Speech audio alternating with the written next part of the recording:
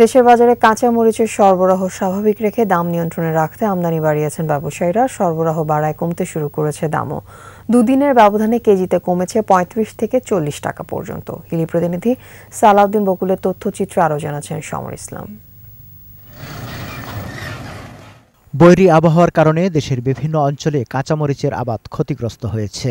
কমেছে উৎপাদন, চাহিদার তুলনায় সরবরাহ কমে যাওয়ায় এক পর্যায়ে প্রতি কেজি কাঁচামরিচের দাম ছাড়াই ২০০ টাকা। দাম নিয়ন্ত্রণে গত ২৩ মে কাঁচামরিচ আমদানির অনুমতি দেয় সরকার।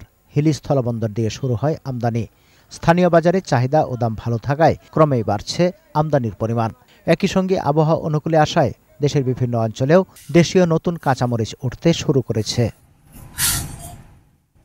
দুদিনে কেজিতে ৩০-৪০ টাকা কমে হিলিতে এখন কাঁচামরিচ বিক্রি হচ্ছে ৭৫ থেকে ৮০ টাকা কেজি দরে। হঠাৎ দাম পড়ে যাওয়ায় ভোক্তাদের মাঝে স্বস্তি ফিরলেও অস্বস্তিতে আমদানিকারকরা।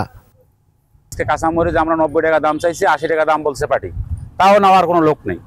এত পরিমাণ আমদানি হয়ে গেছে আজকে। আমাদের দেশি মরিচের ওঠার কারণে বাজার মনে করেন যে অনেক কমে গেছে, এই জন্য আমাদের অনেক লস হচ্ছে কাঁচামরিচ ঢোকার কারণে। এখানে লোকাল ভাবে বেচা কিনা হচ্ছিল, সেটা এখন আর হচ্ছে না, ডাইরেক্ট ঢাকায় পাঠিয়ে দিচ্ছি। আর অতিরিক্ত তাপমাত্রার জন্য আমরা মরিচটা রাখতে পারতেছি না। পচনশীল পণ্য হিসেবে বন্দর থেকে দ্রুত ছাড় করা হয় ভারত থেকে আসা কাঁচামরিচ।